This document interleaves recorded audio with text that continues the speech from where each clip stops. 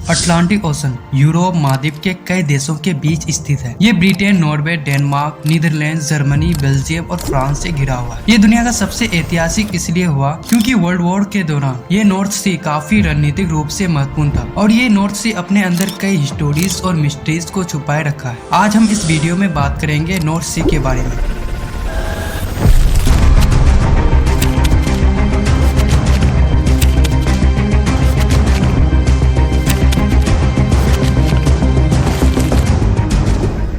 जो भी समुद्र पर कंट्रोल करता है वही दुनिया पर राज करता है। 5,70,000 स्क्वायर मीटर पर फैला हुआ ये नॉर्थ सी इसकी सबसे बड़ी एग्जाम्पल है। हजारों सालों से यहाँ समुद्र यूरोपियंस एम्पायर का बैटल ग्राउंड रहा है, जहाँ पर बेशुमार जंगें लड़ी गई। इन जंगों की शुरुआत हुई 43 AD में, जब रोमन एम्पायर ने शिप के जरिए ब्रिटेन पे अटैक करके उस पर कब्जा किया और फिर यहाँ पर पहली दफा पोर्ट्स बनाए, जिसके बाद ब्रिटेन और सेंट्रल यूरोप के बीच ट्रेड शुरू हुआ। ये वो पहला मौका था जब दुनिया और स्पेशली यूरोपियंस एम्पायर को एहसास हुआ कि जिसने भी यूरोप पर राज करना है उसे नॉर्थ सी का कंट्रोल लेना होगा। 8वीं सदी में रोमन एम्पायर के कोलैप्स के बाद नॉर्थ सी का कंट्रोल स्कैंडिनेवियन कंट्रीज में मौजूद वाइकिंग्स के पास चला गया। ये लोग छोटी छोटी कश्तियों के जरिए इधर नॉर्दर्न और सेंट्रल यूरोपियंस कंट्रीज पर हमले करते और उन्हें लूटते। इन लोगों को छोटी छोटी शिप का इतना फायदा था कि इसके जरिए ये यूरोप के दरियाओं में भी घुस जाते और वहाँ से सेंट्रल यूरोप तक पहुंच जाते। सारा यूरोप इनसे तंग था और इनकी इसी लूट के जवाब में जर्मनी में मौजूद चंद ताजिर ने मिलकर एक ऑर्गेनाइजेशन बनाई जिसका नाम था हैंसियाटिक लीग। इस लीग का मकसद ये था कि ये नॉर्थ सी में ट्रेड रूट को यूरोप के साहिली शहरों को वाइकिंग के लूट से बचाएंगे। ये आइडिया आहिस्ता आहिस्ता इतना पॉपुलर होने लगा कि बाकी यूरोप के बिजनेसमैन भी इस ऑर्गेनाइजेशन में शामिल हो गए। इन लोगों ने वाइकिंग के हमले से बचने के लिए बड़ी बड़ी नेवी शिप ट्रेड पोर्ट्स बनाना शुरू कर दी। 5th सेंचुरी तक हैंसियाटिक लीग का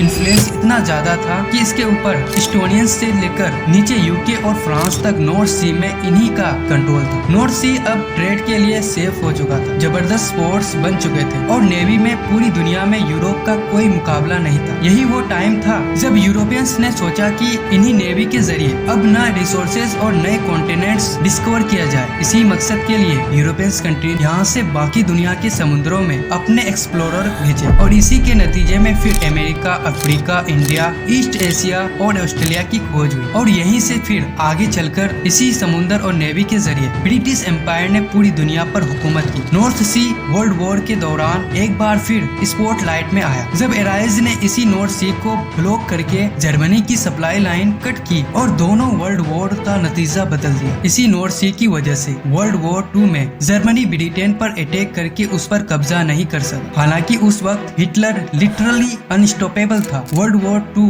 खत्म होने के बाद इसी नॉर्थ सी में सारे हथियार और असलहा डंप कर दिया गया। बहुत सी रिसर्च के मुताबिक आज भी नॉर्थ सी की तह में तकरीबन 1.5 मिलियन टन का गोला बारूद मौजूद है, जो पिछले 70 साल से यही समुद्र के नीचे पड़ा है। लेकिन नॉर्थ सी के नीचे सिर्फ गोला बारूद ही नहीं बल्कि और भी बहुत कुछ है जो यूरोप को ट्रेड, कम्युनिकेशन और इकोनॉमिक डेवलपमेंट का हब बनाने वाला था। वर्ल्ड वॉर 2 से पहले नॉर्थ सी एक इम्पोर्टेंट मिलिट्री स्ट्रेटेजिक कम्युनिकेशन था, लेकिन वर्ल्ड वॉर 2 के बाद आपस में लड़ने वाले ये सब यूरोपियंस कंट्रीज इकट्ठे होकर नेटो को मेंबर बन चुके थे। नॉर्थ सी के साथ कोस्ट लाइन शेयर करने वाले हर कंट्रीज को एक एक्सक्लूसिव इकोनॉमिक जोन दे दिया गया था, जिसके मुताबिक इस जोन के अंदर से निकलने वाले रिसोर्सेज और ट्रेड एक्टिविटीज पर उसी रिस्पेक्टिव कंट्रीज का हक होगा। अब इंडस्ट्रियलाइजेशन का दौर आ चुका था। जैसे जैसे इंडस्ट्रीज लग रही थी, कंज्यूमर भी बढ़ रहा था और साथ साथ ऑटोमोबाइल की डिमांड भी बढ़ रही थी और ये सारी एक्टिविटीज जिस एनर्जी रिसोर्सेज के दम पर की जा रही थी वो था ऑयल।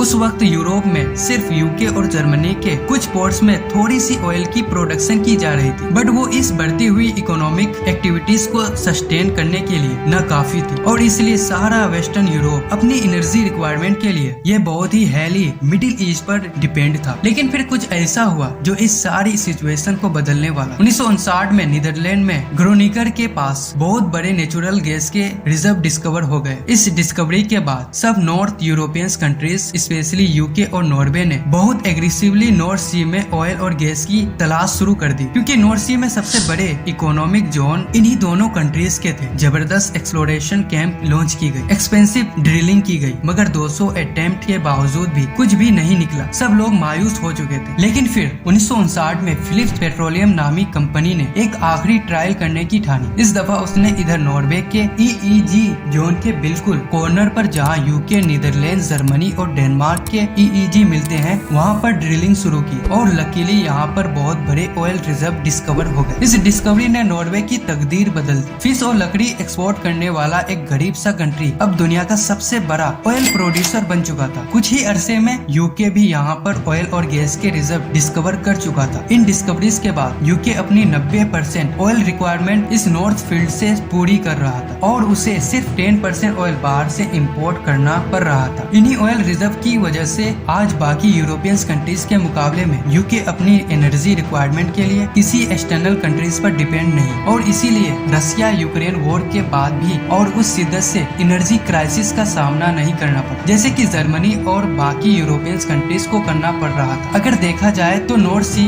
इन यूरोपियन कंट्री की इकोनॉमी के लिए बैकबोन की हैसियत रखता है। इसलिए नॉर्थ सी से ये रिसोर्सेज निकालना कोई आसान काम भी नहीं, क्योंकि यहाँ बहुत से तूफान आते हैं, जिसकी वजह से समुद्र के तेवर अक्सर खराब होते रहते हैं। पिछले 60 सालों में यहाँ बहुत से एक्सीडेंट भी हो चुके हैं और कई हजार लोग अपनी जान से भी हाथ धो बैठते हैं। अक्सर अंटार्कटिक ओशन से आने वाली लहरों की वजह से नॉर्थ सी में लहरें खतरनाक हद तक ऊंची हो जाती है और यहाँ से गुजरने वाली समुद्री जहाजों को बहुत मुश्किल होती है। इसलिए नॉर्थ सी में ऑयल और गैस के रिजर्व भी तेजी से खत्म होते जा रहे हैं और हो सकता है कि कुछ सालों बाद नॉर्थ सी के डायनेमिक्स टोटली चेंज हो जाए। खैर, आने वाले वक्त में जो भी हो, एक बात तो बड़ी क्लियर है कि आज के वर्ल्ड मैप को सेव करने में इस नॉर्थ सी का बहुत बड़ा हाथ है। कहा जाता है कि मेडिटेरियन सी ने क्लास वर्ल्ड मैप डिफाइन किया था, जबकि अंटार्कटिक ओशन ने मॉडर्न मैप बनाया और अब पैसिफिक ओशन फ्यूचर का वर्ल्ड मैप भी डिफाइन करने जा रहा है, क्योंकि दुनिया की 3 बड़ी पावर्स बहुत तेजी से पैसिफिक पर अपना कंट्रोल बढ़ा रही है। एक है चाइना, दूसरी है रसिया और तीसरा अमेरिका। ये समुद्र ही हमारी दुनिया का फ्यूचर है।